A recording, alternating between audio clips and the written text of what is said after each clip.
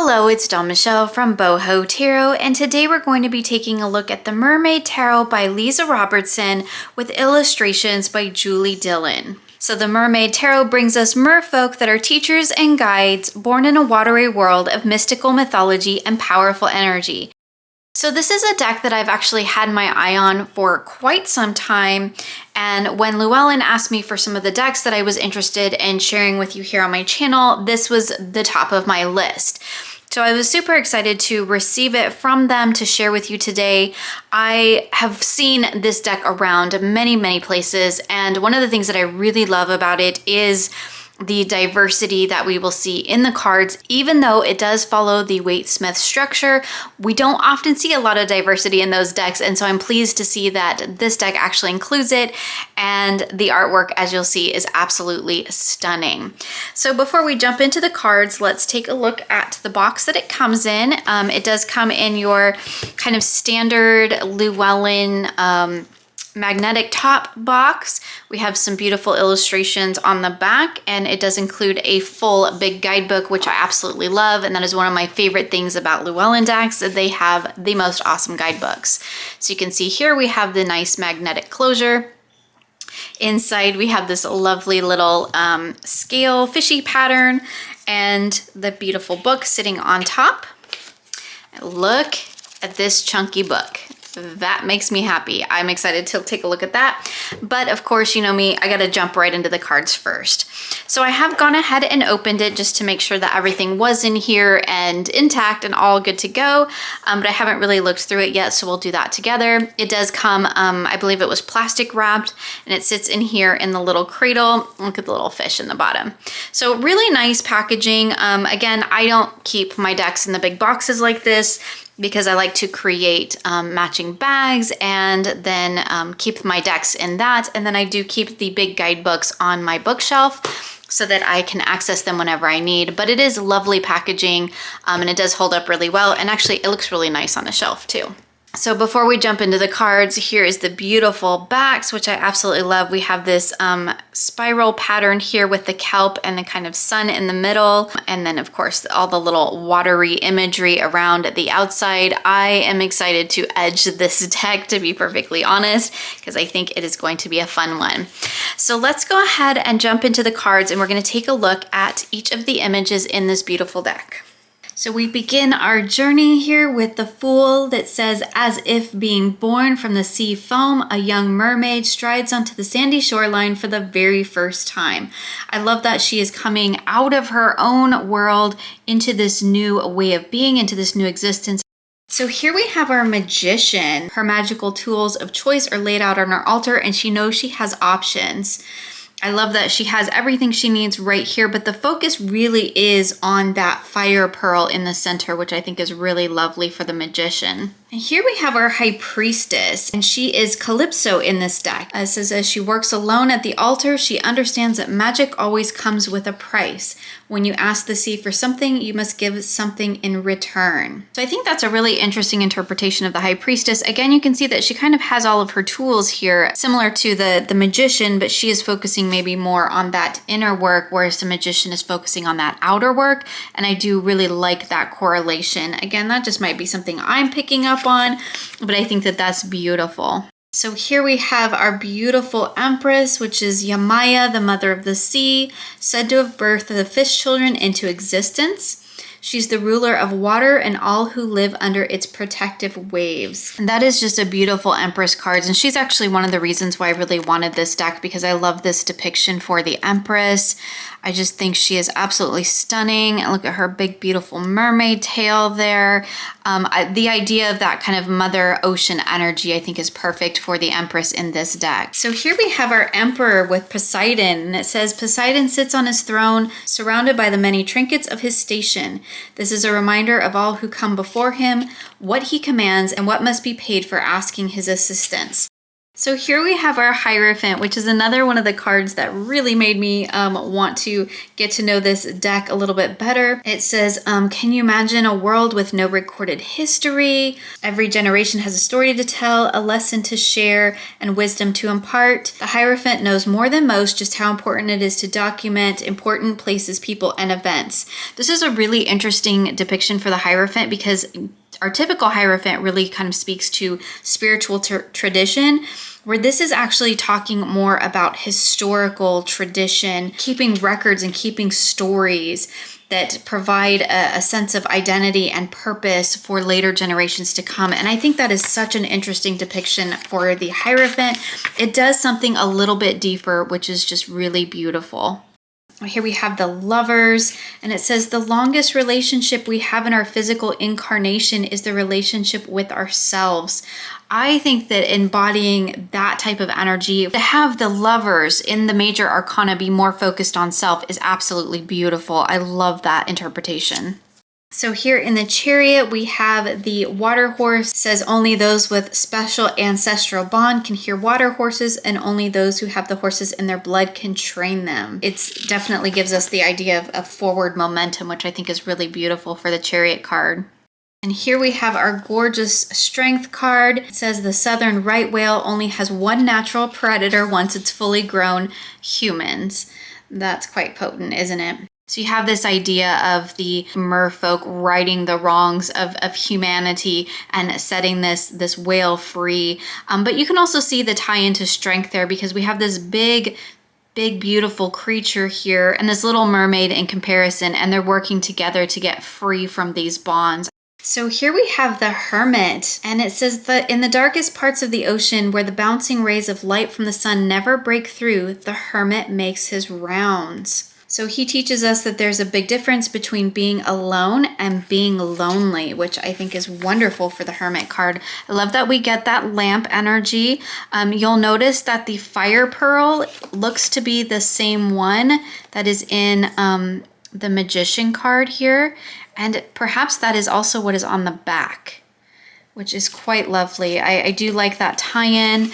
So here we have our beautiful Wheel of Fortune card. It says the helm of a long forgotten vessels is home to new life at the bottom of the sea. I love that. The intricate markings around the wheel show that once upon a time the ship was steered and directed by the planets. We are reminded here that our purpose and roles change, and life as we know it is only temporary. So here we have the Justice card, and it says a set of scales under the waves between the coral may be an odd sight, perhaps pointless or even redundant, but even merfolk culture has rules and regulation. It also mentions there's an element of karmic justice here as well, and which I love that we see that because it's on the bottom of the ocean, right? So it's kind of like long term. This scale has been in the ocean so long, it's sunk and settled to the bottom.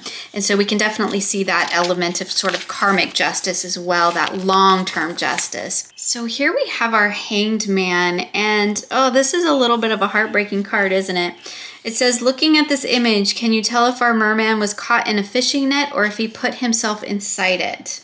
I'm not sure they would ever put themselves inside a fishing net, but it does say, does it even matter how he got in the net in the first place? So that's a really interesting interpretation. So it says, despite the appearance of your current set of circumstances, the hangman wants you to let go and surrender. So kind of this idea of it doesn't really matter how you got here, you just need to kind of quit fighting against it, which I think is really, really quite interesting. Look at this Death card. It says, as above, so below. What happens on the surface of the ocean has a deep and profound effect under the water. It also is a card of speaking to seek those who work on cleaning, clearing, and healing the energy left behind from old cycles. So I guess we can see a little bit of an element of rebirth there. You know, these merfolk will help these creatures recover from this tragedy that they've suffered here. So really interesting Death card, quite powerful actually. So here we have our beautiful Temperance card. It says, under the power of the solar eclipse, the potion's master mixes her most powerful potion yet. Timing is everything. The wrong move or amount will change the entire potion. It asks the question of what Temperance is brewing and reminds us that we won't know until it's complete because Temperance is not yet at the end of the stage. She's very much in the act of doing and blending and balancing. And I think that's a beautiful depiction for Temperance. So here we have our powerful Devil card. It says we have all been guilty of chasing pretty sparkly things. Taking a closer look, you'll see that like most traps of desire, there is no lock. The mermaid here that we see pictured, she can leave anytime she wants, but she's still looking at those treasures. So here we have the Tower card. It says no merfolk can be found in our card here. They've already fled the building because they instinctively know that this is a place they don't need to be. And it reminds us that suffering because of this change is optional. So these merfolks have left this, what's no longer serving them, and it's asking us if we can stay the same.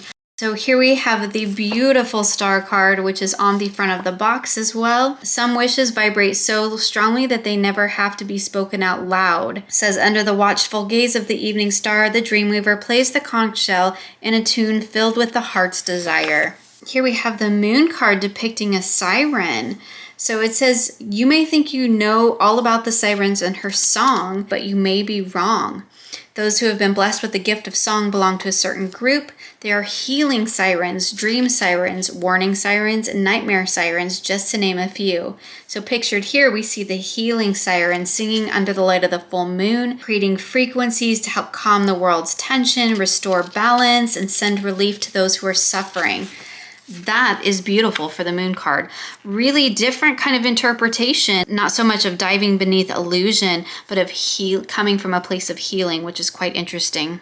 Here we have our beautiful Sun card. It says the sun illuminates the water under the sea, forming bubbles of golden light. We can see the children playing, and it really does speak to the idea of the sun giving life even in the ocean. So I think that is quite lovely. Here in our Judgment card, we see the Shaman of Rebirth playing an ancient song of release, filling the water with waves of forgiveness. So it's a card offering opportunity for liberation and rebirth. And finally, we come to the World card, and it says we all come from water, above the waterline or below it. None of us here on the planet we have named Earth would survive without it. The World card reminds us of the cyclical nature of existence. When something ends, something else begins. So moving into our Minor Arcana, we have the Suit of Cups here with the Ace is filled to the brim with the magic and miracle of life. We have our Two of Cups. This card is a reminder to allow yourself to enjoy the feeling in the moment and knowing that you're coming together with this feeling for a reason. And I think that's quite beautiful. So here in the Three of Cups, we see our little mermaids are playing out what they believe to be a human ritual, a tea party. The play itself brings them closer to each other and keeps them in a vibration of happiness. So here we have our Four of Cups, and it says, although it may look like the human has spent the night drowning his sorrows, we can't be sure that that's actually what happened. And it's a reminder that until the man engages his peripheral vision, he won't see her. Instead, all that she's offering is lurking somewhere in the shadow in the corner of his eye, which is quite interesting for the Four of Cups. Here we have our Five of Cups, which is a card of saying goodbye and letting go. And it's a card that reminds us that accepting and saying goodbye is an important part of growth, which is beautiful. So here we have our Six of Cups, which says, oh, the joy of finding new things to play with and explore. So I love this idea of these children playing with these cups in all these different ways. So here we have our Seven of Cups, which does speak to the idea of it's easy to be distracted by whatever shiny things attract our attention. And we're seeing that here in this particular image, which reminds me a little bit of, again, the Little Mermaid with Ariel and her little treasure trove of human things. So here we have our Eight of Cups that says things that seem like a good idea at the time may not be sustainable over an extended period of time, like our two lovers here in the Eight of Cups. So you can see that she's letting her human lover go. She's leaving him behind, left in his little dream world as she returns to the ocean. So here we have our Nine of Cups, and it says the sea witch hums a long lost sea shanty as she spins and stirs the bubbling concoctions of 9 cups before her. You can see that idea of sort of bubbling energy and kind of that happiness and contentment that we find in the Nine of Cups, which I think is depicted beautifully here. So here we have our 10 of Cups, and it says, what could be more mundane and domestic than grocery shopping at a local farmer's market? Then again, what could be more magical and grounding than doing everyday tasks outside in the open? It says the 10 of Cups speaks of needing to ground emotional energy back into the world of the everyday. So here we have our Page of Cups, and it says a page sits on the beach trying his best to practice his scrying, but it's hard to see the images inside the water his cup when there's a fish jumping around in it.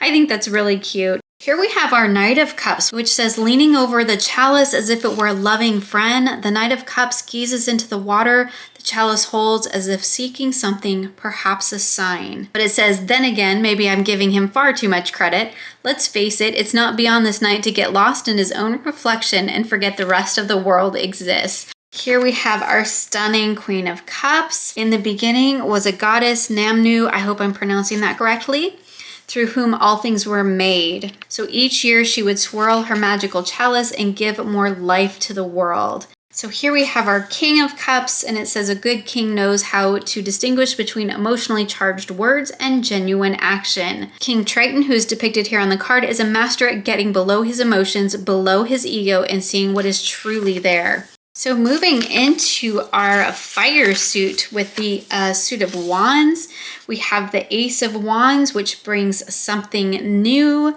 a flash of inspiration, a charge of energy, and a new lease on life. Here we have our Two of Wands. It says the Mer Warrior is at his station checking on the conditions around him. It's his job to keep watch because conditions in his environment can change and do change quickly.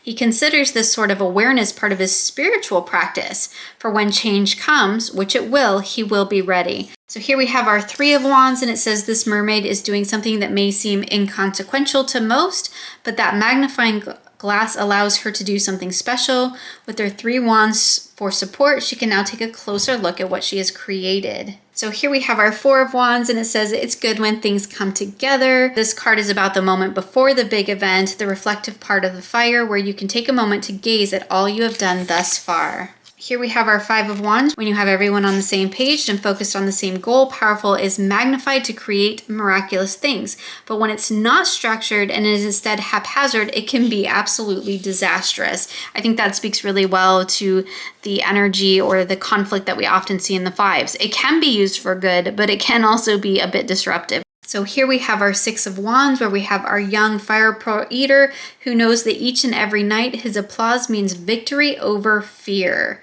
It's quite an interesting depiction for the Six of Wands because he does have to overcome his own fears in order to entertain the crowd and get to those applause that he's seeking. So here we have our Seven of Wands, which says curiosity is a double-edged blade. It can bring us to places we never knew existed, and it can also bring us to places that we never knew existed.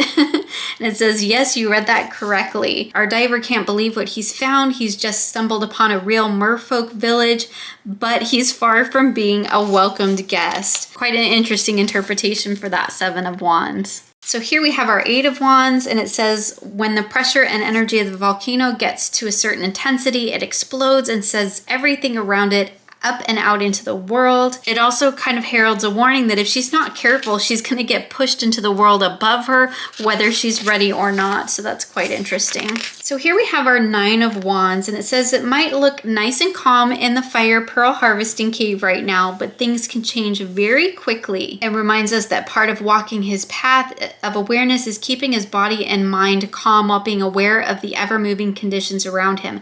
That is a really interesting interpretation for the Nine of Wands because we have all of that dynamic energy going on, and he's learning to harvest it and control it and create it in a way that's in alignment with his purpose. I think that's beautiful.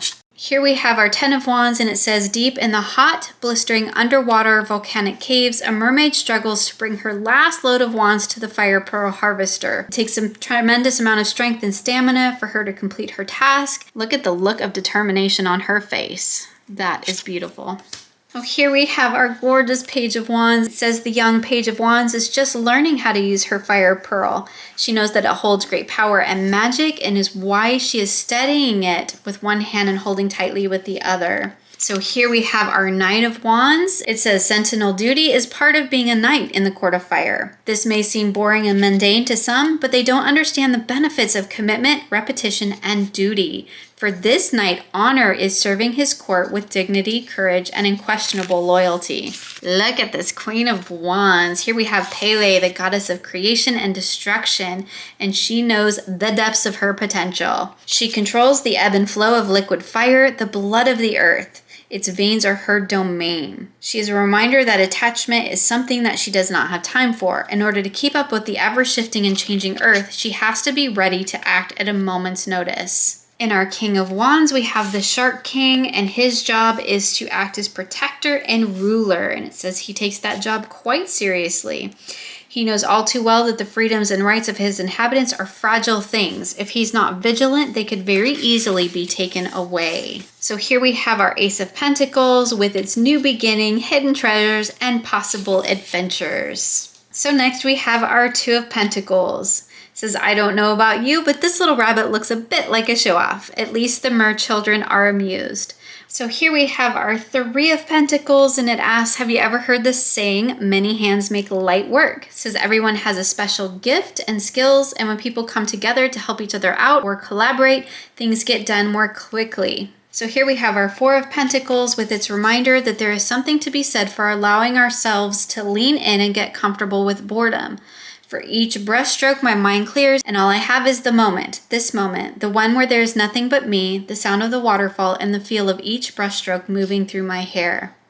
This is beautiful. It says this Four of Pentacles has a lot to teach you about getting in touch with the moment. I love that in contrast to our generally miser energy we see in the Four of Pentacles. That's quite beautiful. Here we have our Five of Pentacles, and it says what you want is right there waiting for you to acknowledge it. The mermaid is holding the solution for your current issue, problem, or dilemma, but you can't see it. Next we have our Six of Pentacles. It says oxygen is an important element of water. Without it, nothing can live in the water, especially the merfolk. With each new oxygen bubble added to the water, the value of the water itself and the land around it increases. What a gift these young children are giving to everyone around them. Here we have our Seven of Pentacles, and it says there is nothing like seeing your goals come together. Just like our mer couple, they are not finished with the creation phase known as pregnancy. They know they're getting really close to the birth of their creation, but there is still some time yet to go. Yet despite the waiting, they know a result is all but certain. Here we have our Eight of Pentacles with its reminder that everyone has a gift and plays a special part in their world. This is a lesson of value. When we value who we are, so will those around us. So here we have our Nine of Pentacles. Your wish may or may not be answered, yet the mermaid will continue to collect your coins and add them to her collection. She receives without asking and gets to be the keeper of wants and wishes for others. So here we have our Ten of Pentacles, and it says there is a saying that goes something like this: the more you bless, the more blessings you have. This family of mermaids knows it is blessed and also understands that the more they honor those blessings, the more blessings they will have to share with those around them. Here we have our Page of Pentacles, which asks us, do you remember how you used shiny things to bounce light off of when you were a child? In this card, the young page looks pretty happy with himself as he just realized that given the right set of circumstances, he can create something at will. Here we have our Knight of Pentacles, and it says the young knight stops under the shade of an ancient tree by the sacred lake in the Kingdom of Pentacles to take notes from her morning patrol. Here we have our Queen of Pentacles. It says the Lady of the Lake is one water deity you do not want to mess with. Forged in the deepest legends, she seems to have found a place among the misty vales of Avalon. Her waters are healing and transformative. Here we have our King of Pentacles, and it says in order to understand the material world, one must learn about flow. He knows that in order to be grounded and secure, one must enter the flowing river of manifestation. And finally, we have our Suit of Swords with our Ace. Resting deep on the ocean floor, once on a deck of the ship that was transporting it from faraway worlds, lay the magical sword of knowledge. Here we have our Two of Swords. By teaching the merman about swordsmanship, he's allowing a new perspective to enter his reality. What may seem natural and necessary to the human male is strange and dangerous to the merman. Yet despite their differences, they both see the benefits sparring creates. So here we have the Three of Swords, which says the last shallow breath of a giant of the sea is slowly exhaled, and with it goes the light that carries the whale's soul back to heaven. The merfolk weep and grieve as they sit powerlessly while their brethren dies, knowing that it's too late to make a difference. Definitely looking at the Waite-Smith tradition of the Three of Swords there, relating it back to heartbreak, and that is for sure a heartbreaking card. So here we have our Four of Swords. It says, when you look at this card, can you tell if the young maiden is asleep, dead, or under some sort of preservation spell? You really can't tell at a glance, and that is one of the tricks of this card. How you find respite from your daily grind may not look like the same as it does someone else. That doesn't make your method or theirs wrong. That's quite interesting. So here we have our Five of Swords, and it says it's all fun and games until someone gets hurt. These innocent mer children have stumbled across human weapons, and in their excitement to play with these newfound objects, someone indeed has gotten hurt. So here we have our Six of Swords, and it says a ride across the snow is not exactly a smooth one. Let's face it, seals aren't the most graceful on land. The fact that the mer tinkerer has gotten his handmade sleigh to work at all is a victory that might not seem big, but the tinkerer will take it all the same. Here we have our Seven of Swords. It says human items have found their way onto the ice. With no one around to claim them, the mermen pick over the items, deciding on what they might find useful. They decide if what they will find will serve them. If it benefits many, they take what they need. If it does not, they leave it behind. I love that for the Seven of Swords. So here we have our Eight of Swords, which says, is there anything more vulnerable than a mermaid out of water? Exposed to not only the elements, but also other wild animals and possibly humans, our mermaid is tied up and seemingly helpless. Yet looks can be deceiving, and one never knows what's hidden just beyond the frames of the scene. Our mermaid does appear limited by her circumstances, but in order for her to expand and grow, perhaps this is the point. That is quite an interesting interpretation. So here we have our Nine of Swords. It says the horrifying nightly screech of the siren song echoes across the water and up to the land above, making it more than impossible for the researcher to sleep. As night wears on, the siren song gets louder and louder, ceasing only with the light of the rising sun. The researcher knows this cannot be sustained. Choices will have to be made. So here we have our Ten of Swords, which says there is no life that is left behind, only the empty organic matter that once housed it and the history that will be told of the life once lived. This is how stories are created, through what is left behind. It's a reminder that where there is an ending, there's also a beginning. Here we have our Page of Swords. It says, in the light of the sun, deep under the ice shelf, a young page sits and studies a sharp, pointy thing she found this morning during her daily lessons. She doesn't understand the pain this object could cause if the user is not taught to wield it correctly. Then again, that is why she is the page. Everything is a lesson to learn and a mystery to solve. I do really like that for the Page of Swords. Here we have our Knight of Swords. It says, ideas come and ideas go. The ones that stick around do so for a reason. The Knight of Swords' purpose is to serve her kingdom to the best of her ability. This is why she must continue to focus, clear her mind of distractions, and commit to her process. Here we have our Queen of Swords. It says, do you know the story of the Snow Queen? I don't mean the one written by men, but the real story, her story. She is a winter goddess who has real power, compassion, and intellectual powers. The Snow Queen rules the season of winter. It is up to her to make sure that the world has a balance of silent, still restoration, and busy sun-filled days. And finally, we have our King of Swords. It says, when the cold winds of winter whip through your clothes and pull at your hair, you know that Boris, the son of the north wind, is awake. He commands the direction and intensity of the winds, as well as the storms of the coldest months of the year. During this time, he must be alert and on guard, never wavering at his post. So now that we've had a chance to take a look through the cards, let's go ahead and take a peek at the guidebook. I did read from the guidebook for many of the cards as we walked through them because I thought it was really interesting to get kind of the author's interpretation while we were looking at the artist's interpretation. So of course, this is a big, beautiful, full-color Llewellyn guidebook. We have a little bit about the author and artist here in the beginning, our title page, and our table of contents. So here we have our introductory note, which is a little bit about the kind of origin story or creation of this deck and the author's connection to mermaids, which she says wasn't really her thing until she kind of came into the realization with working with this deck. So that was quite interesting to see her story develop.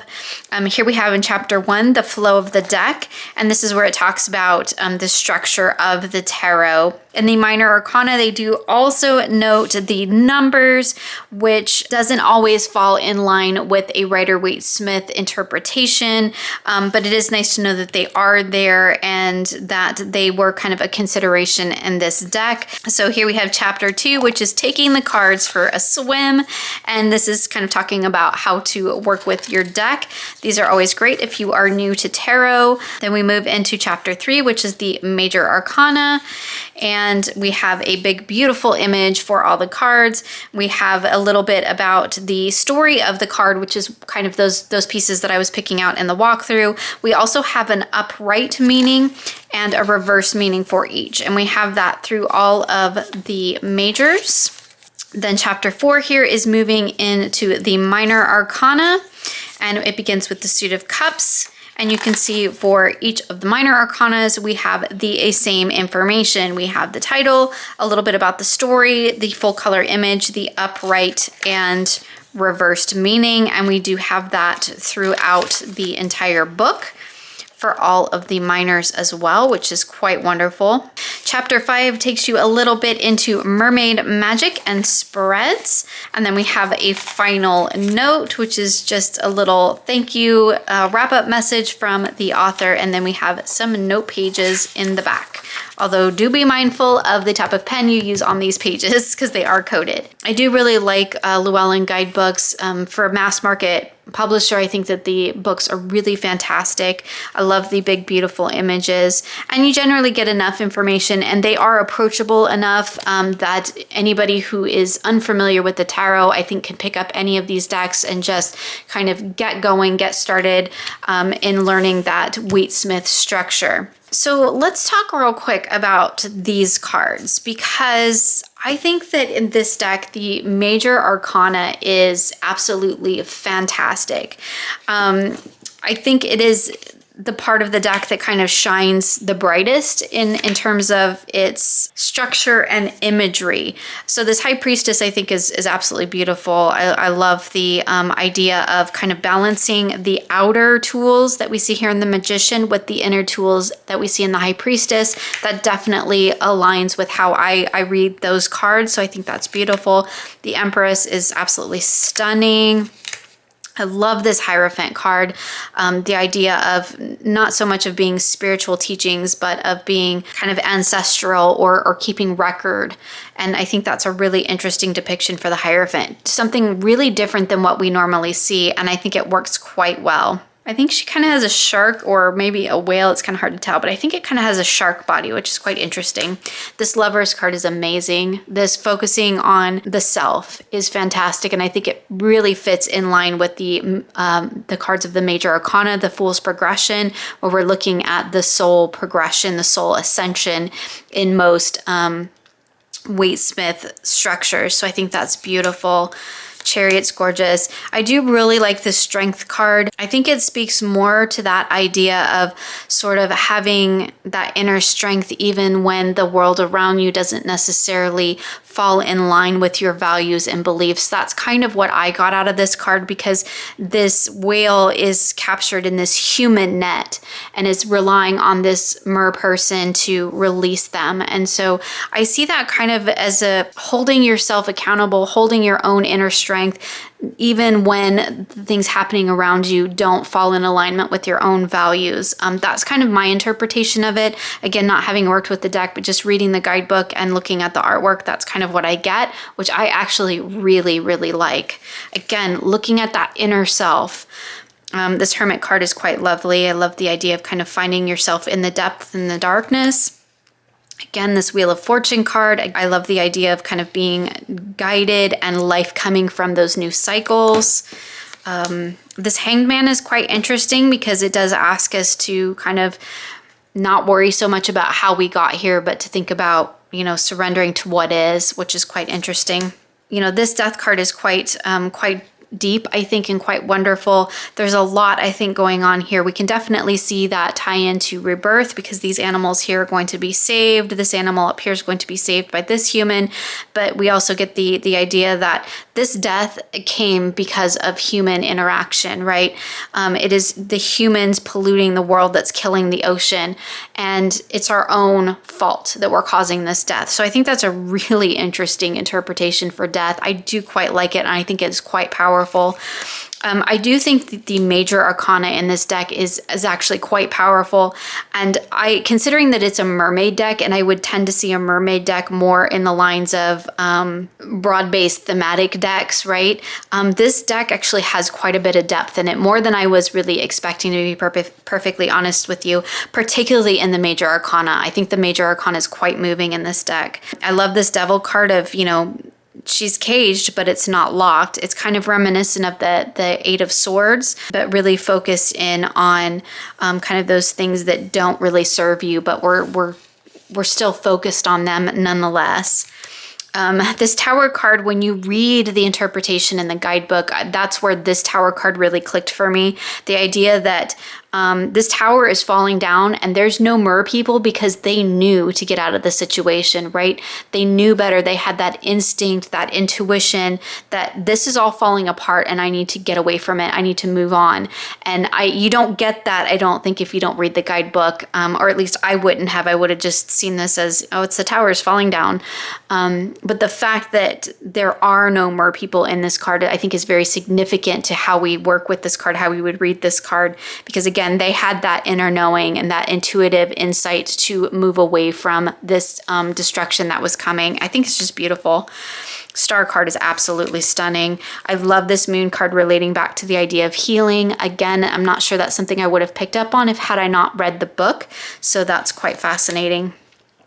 Beautiful Sun card, and the Judgment, this lovely call. I love this World card where we get the idea of everything swirling together, the ending being the beginning, quite beautiful. So I think the major arcana in this deck is quite fantastic. I think where this deck really shines is in the major arcana and the interpretations, because I think even though they do follow the Waite-Smith structure, they do something a little bit different that has quite a bit of depth for it, which is something I wouldn't have expected in a thematic deck, but I'm very pleasantly surprised to see. I do quite like the Cups suit in this deck as well. So we have our Ace. This Two of Cups, though, definitely gives me Little Mermaid vibes, but that's totally cool because I love the Little Mermaid, so that works for me. This Three of Cups, again, having read the guidebook, seeing that, kind of keeping in mind that these mermaids are playing with something that they don't really know what it is, but they know that that's how it's used, right? So they're kind of playing, and in this play they're coming together, and I think that's quite beautiful. I probably wouldn't have picked up on that nuance just looking at the card and remembering that a teapot and teacups is not something that's natural to their world, so I do think that's quite lovely. Again, this Four of Cups, having read the guidebook, I think really does kind of open it up to interpretation. It says we don't necessarily know how he got here, and that's not really what matters. What matters is there's this going on in the background, and he can't see it right now. Quite interesting. Five of Cups, beautiful Six. I do love this Seven. Again, I get Little Mermaid vibes with Ariel in her little treasure trove, but I do think that's quite lovely. This Eight of Cups, knowing the story of this, that this is her lover and she knows they can't be together forever. That's just not realistic for them. So she's, leaving him to his beautiful dreams, and she's going to go back to her environment. And I think that's cool. I love this Nine of Cups where we have the older mermaid here, which is beautiful. Lovely 10. I quite like this page with the fish jumping out of the water. Again, tying back into that book, I'm sorry I keep repeating myself, but I do think it does make a difference knowing what the author's intention was behind a card, and then to come here and see it again. I see it in a different way because now I know that this little page, the intention was that he's trying to scry in this little chalice, but this fish keeps jumping around and distracting him. And I think that's actually quite important for looking at this card and understanding where the intention was coming from. So here's our Knight of Cups and our Queen of Cups, which I do think is quite lovely. Again, I like that she looks a little bit older which is lovely. I will flip through all the cards just in case anybody skipped the really long walkthrough, and you can still get a chance to see all the cards. So here's our suit of wands. I do love that we have fire energy in a water deck and a mermaid deck. That is quite lovely. And honestly, I feel like it's probably fairly difficult to achieve, but I think that the author and artist have done that really well in this. I do particularly like this Five of Wands because I love, again, tying back into the book, we get the idea of if all this power is put into use together and they're working in cooperation, it can make some powerful change. But if they turn on each other or they're not in sync, then that's going to cause quite a bit of disruption, and I think that's quite beautiful. So our Six of Wands, I love this Seven where this diver has found himself in this mermaid world, and like that's really cool, but now I don't know where I am or what I'm doing. I think that's quite interesting. I think this is a wonderful Eight of Wands. We definitely get that sense of movement and flow that we see in our traditional Eight of Wands, our traditional Waite-Smith Eight of Wands, and I think we see that beautifully here. I love this Nine of Wands with the idea that he's walking his path and he's doing so carefully because he knows there's a lot of energy going on here. Quite beautiful. And I really like the determination on her face in this Ten of Wands. I think that's gorgeous. This Page of Wands is so precious. I love her too. It's our Knight of Wands. Very determined, standing strong, and our beautiful Pele for the Queen of Wands. I think that's just gorgeous. We have the Shark King, I believe it was, for the King of Wands. Moving into our Pentacles. The Pentacle suit is my least favorite in this deck, but I think that probably makes sense being that it's a mermaid deck and Pentacles are the suit of Earth, and depicting the suit of Earth in a water deck would probably be quite difficult, but I think they've done a pretty good job here. We can see like the rabbit is of the earth, but we have the mermaid children here. Again, we can see kind of the blend of the earth and water elements in this pentacle suit, which is quite lovely. This Four of Pentacles, I think, is actually pretty amazing. Rather than depicting that sort of miserly energy, we have this idea of mindfulness. And that's really, again, something that I picked up from the guidebook. This idea of being in the moment and of just focusing on what you're doing right here, right now, finding that stability within each moment, I think is absolutely beautiful. Again, beautiful job blending that earth element with the water element. The Six of Pentacles is really wonderful. We have these little children who are creating all these little bubbles out. Beautiful. Interesting Seven of Pentacles, because we're having, rather than sort of waiting for the vines, here we're waiting for the little merbaby to be born. And I think that's quite lovely. Ties very well, I think, into the earthy energy of the Pentacles, and kind of hearth and home and family, that earthy energy there, but depicted again in a water state, which is quite wonderful. This Eight of Pentacles, everybody coming together. So not just one person toiling away. We have all of these people kind of coming together to bring their gifts. I think that's quite lovely. This Nine of Pentacles, again, having read the guidebook, this is the wishing well, which is quite interesting. And a beautiful Ten of Pentacles with the whole Mer family together. This Page of Pentacles is quite lovely. The guidebook talks about when you shine a light through things, you can kind of direct light. And that's kind of what this card is indicative of, kind of what it's speaking to. And again, that's not something I think I would have picked up on all on my own.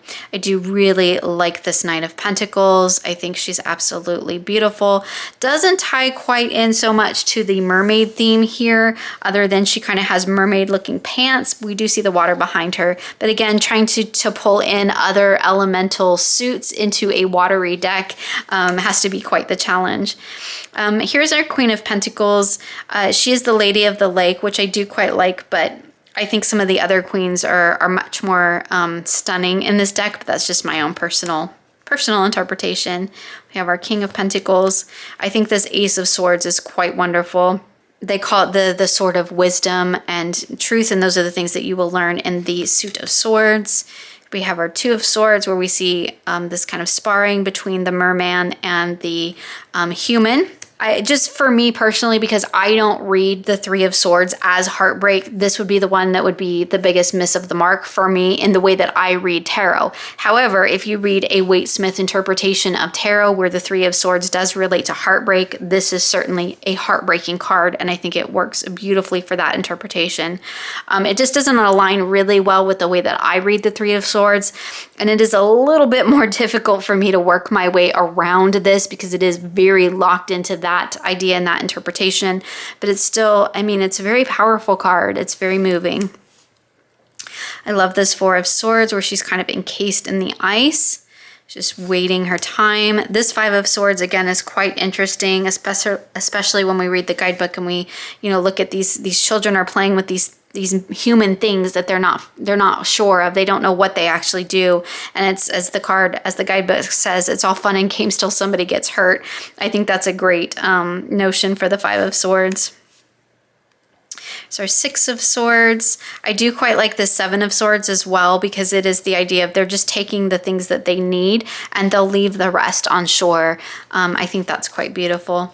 Quite traditional in its depiction of the Eight of Swords, but the guidebook does do something a little bit different, which is quite interesting.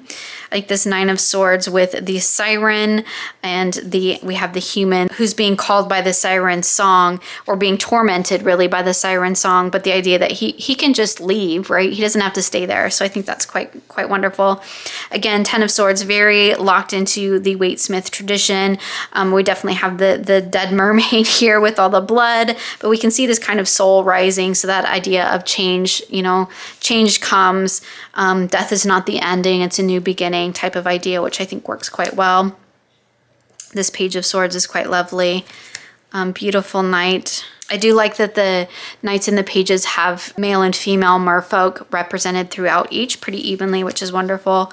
Our beautiful Queen of Swords and our King of Swords. So I think overall, like, it is a really beautiful deck. There's a lot more depth here than I really was expecting, to be perfectly honest. I am quite impressed by the Wands suit and the ability to blend those ideas and bring that fire energy into this watery deck, as well as the suit of Cups, which I think, you know, for a water deck, that should be pretty spot on, and I feel like it really is with this particular deck.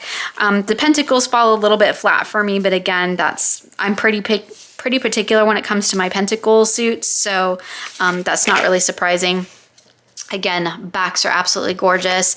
As per usual, this is Llewellyn cardstock, and which I think shuffles beautifully, and I really enjoy working with. So let's go ahead and give it a shuffle.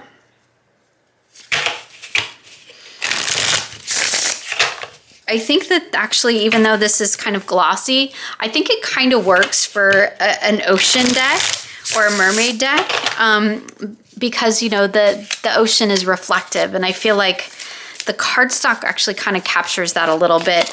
There's not many decks I would say that about, but this one, I think it actually, the glossiness does work fairly well with it. It's horrible for filming because it catches light, or if you're taking pictures, but it is quite beautiful. So let's just pull a couple cards just so we can see how they look on the table.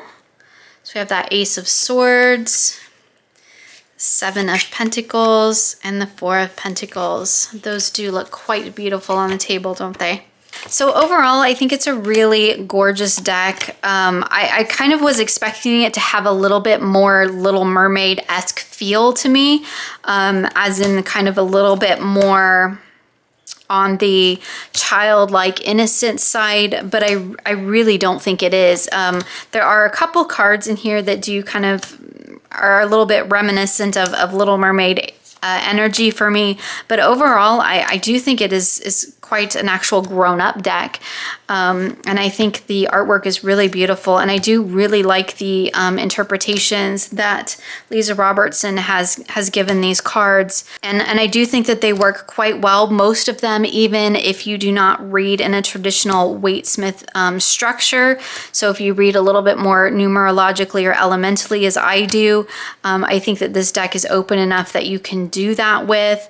The only card being the really sticking point would be that Three of Swords. That would be a really that's going to be a challenging one to work my way around. But if you do read in that tradition, that is a gorgeous, I think, interpretation of the Three of Swords. It is definitely a heartbreaking card. So that is a really in-depth look and walkthrough of the Mermaid Tarot by Leeza Robertson, illustrated by Julie Dillon. I want to thank Llewellyn for sending me this deck to share with you today. I would love to know if you have it, what your thoughts are on it. So please feel free to share with me in the comments below. Thank you so much for joining me today, and I look forward to seeing you again soon for more creative tarot for an inspired life.